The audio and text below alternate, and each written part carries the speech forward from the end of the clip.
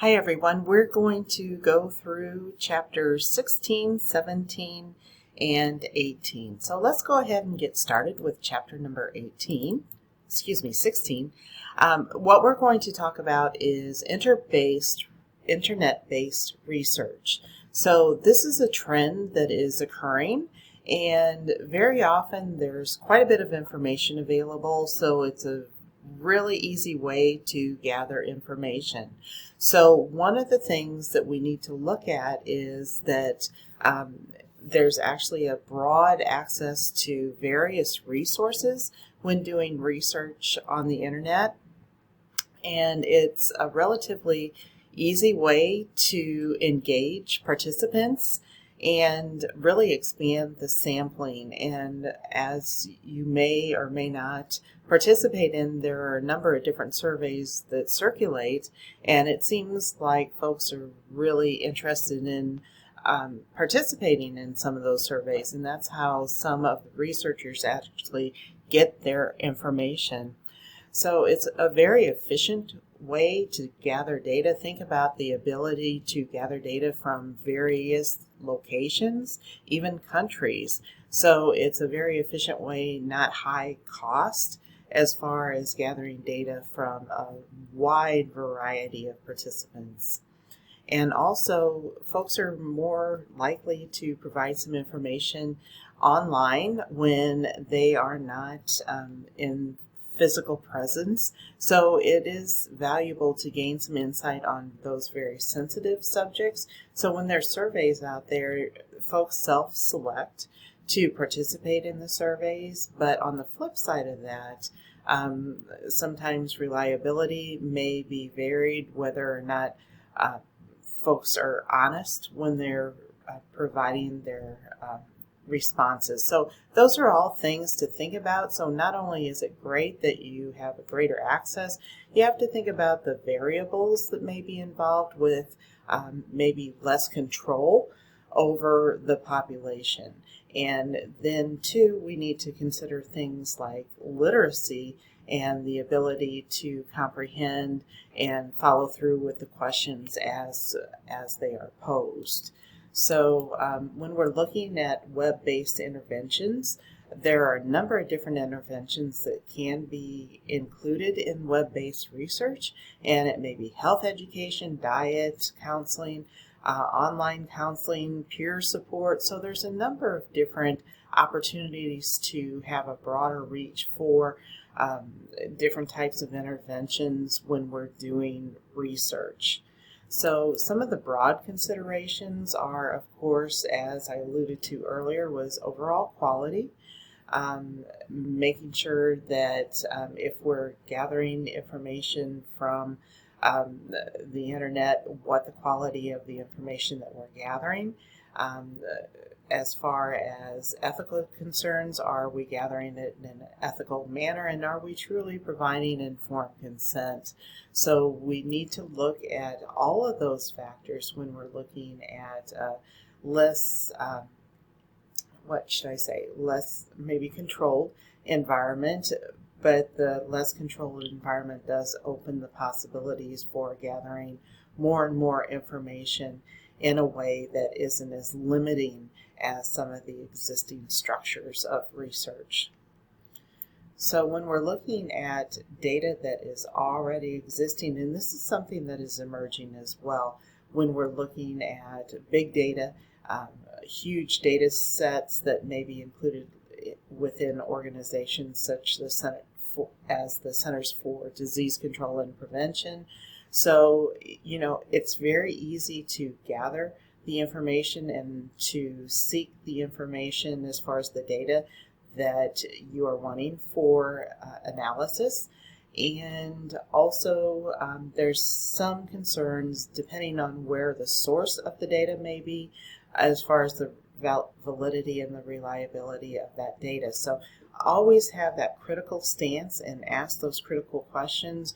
Where you're getting the data, is it a data set that was gathered the same way, asking the same questions?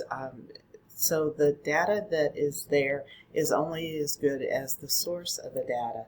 that you're finding. So know that there has to be consistency with the data that you use when you're doing your research.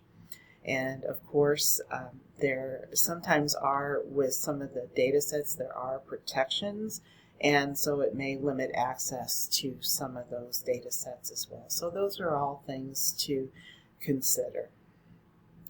Okay, when we're looking at chapter number 17, we're looking at intervention, and this is the nuts and bolts of some of the research studies. And when we're doing an intervention, we need to keep in mind when we're doing a type of research that includes an intervention, we're changing something, we're adding to something, or we're taking away something. So those are just kind of very simplistic ways to look at the type of research that includes an intervention. So we're looking to see how effective that intervention may have been when we're doing our research. So interventions can vary quite a bit. They can be education, self-care, physical care, any kind of administrative change. It may be even multiple components to look at. So there are a number of different opportunities for us to do interventions when we're doing our research. And very honestly, much of our research does involve interventions, especially when we're looking at the effectiveness of implementing possibly evidence-based practice in our care delivery. So also when we're looking at the overarching theme here of implementation is assuring that there's a consistent administration of the intervention. So when we're actually implementing a particular intervention, are we doing it consistently? And if we have other folks who are doing the intervention as well, we want to make sure that they're implementing the intervention in the same manner, so we have very consistent information, making sure that there's a clear protocol to follow. And number one, always assuring the safety of the participants, and with safety enclosed within that word safety is ethical treatment of, and that ties back to our city training as well.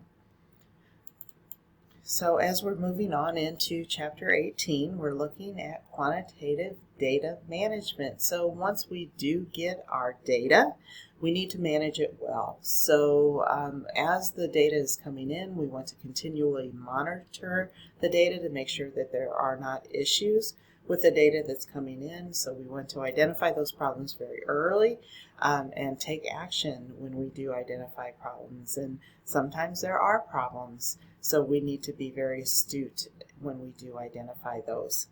Make sure that the data is very secure. You want to make sure that the data is in a password protected computer, in a locked office, or other measures to make sure that the data is kept viable and confidential. You want to make sure that you select your software or database for your quantitative data management, and it may be SPSS, it may be other methods as far as the database, but it needs to be specific to the data that you are gathering. What kind of data are you gathering? And then you determine what type of database you need to use. And of course, always assure that the data input is accurate, that it's correct, because it's very important to make sure that the best data is inputted into your study for the best results. Just very simply, if we don't have consistent use of data or accurate data going in, then our results of our studies are not necessarily very accurate. So kind of keep those types of things in mind when you're considering data management for quantitative studies. Let me know if you have any questions, and thank you for your time.